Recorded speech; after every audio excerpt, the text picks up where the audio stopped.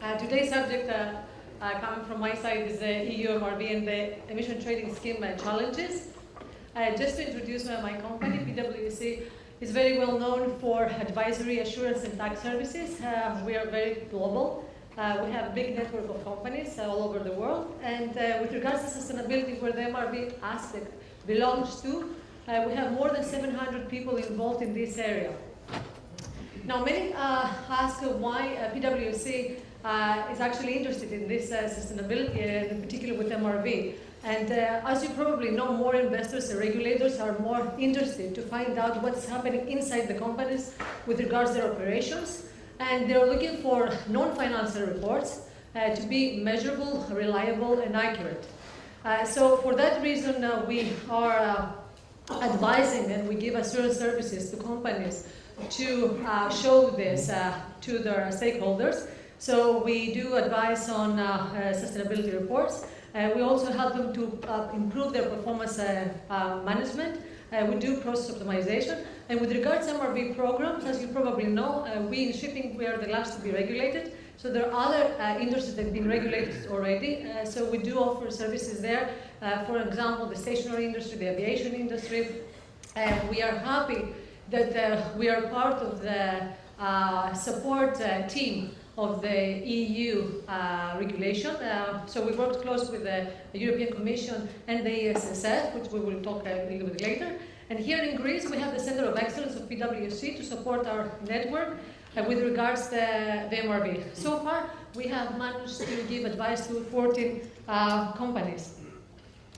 So I'm pretty sure that everybody knows that we are responsible. Shipping is responsible for the 90% of the world trade.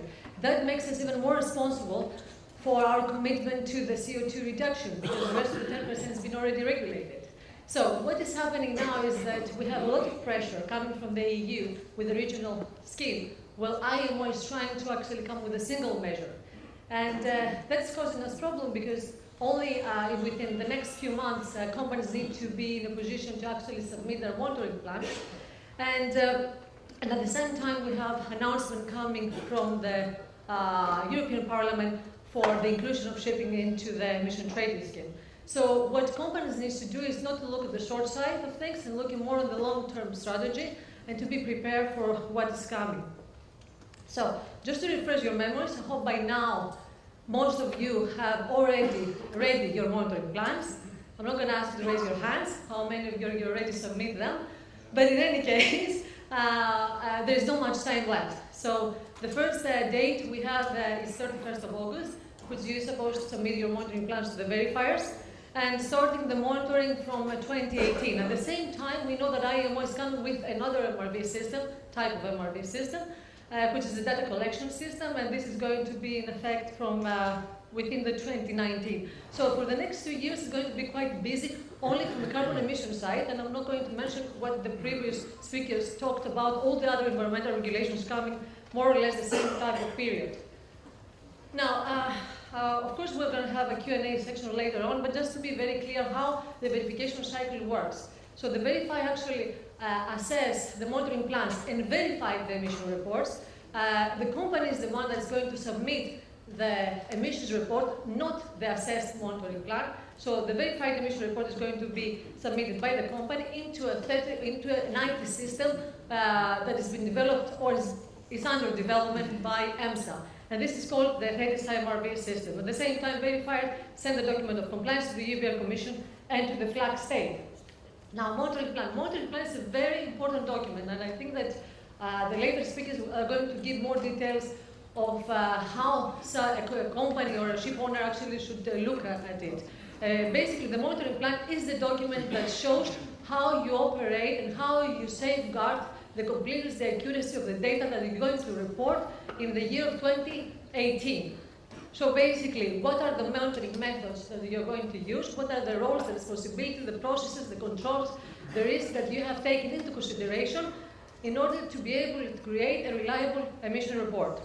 The emission report that is going to be somehow public available, as we know, has 4 basic categories. I think the most important ones is the energy efficiency indicators. So what is going to happen, and this is what we discussed earlier, with regards to the indexes, probably it's going to be used as another index source, we will say, and which is going to be verified in this case. And of course, we have the activity results there and the name of the vessels and basic data. Now, the verification tasks are very straightforward. And the verifier is going to assess the monitoring plan and verify the mission report based on these 5 assertions: accuracy, completeness, consistency, comparability, and transparency. So when the verifier is going to look at your documents, your emissions report, this is what is going to have in its mind, and the experienced verifiers know exactly how to do and this verification cycle. Now, because it sounds a little bit complicated, I think it was the first time in the European Commission to actually address this complexity of the MRV in shipping, and I think it was very advised that created this ESSF group, the European Sustainable Shipping Forum. This is a subgroup that helps and supports a lot the European Commission with regards to the practical implementation of the MRV regulation. And this is a group that consists of many stakeholders from our industry and many experienced employees from shipping companies that they actually give a lot of intelligence and information to help us to create some guidance. All these guidance are going to be publicly available, as well as Q&A session from the European Commission. And just to give you an example, with regards to the guidance of how to prepare your monitoring plan, they will be talking about what is the most appropriate language you need to use with regards to the monitoring plan. So when you actually are in the position to start putting content in the monitoring plan, how you can actually do it in a way that is very easy and clear to understand what your operations are referring to. And that helps a lot the verifier, save a lot of time and a lot of money. So the other thing that the verifier is going to look, and it's another tip that we can give you here, is that how you can actually create the data flow activity. As we know, many times we have manuals that are completely different from what they write to what they really happens. So you need to review all these manuals and make sure that the process works in reality. When it comes, let's say, to the data flow activities, we will have some kind of examples in terms of the data flow, some kind of examples describing the procedure of how you can make it in a simple way. However, you do have the possibility to make a reference to existing manuals. All this is going to be, of course, subject to verification, to assessment, actually. But make sure that the ones that the paragraphs that you select actually is according to the monitoring plan, so it's relevant from this point of view. And make sure that it's not very long, so just give a very clear and clean picture. So, just to